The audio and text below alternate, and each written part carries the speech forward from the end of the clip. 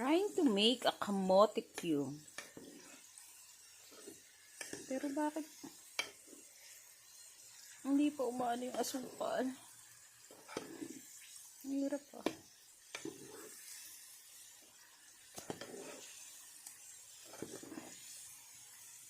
Ganun lang ba yung asukal? Ba't ganun? Ayaw. Ayun oh.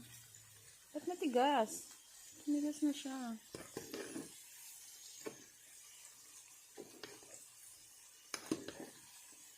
Nakakainis. Ayun, nasa gilid. Ba't dapat didikit siya?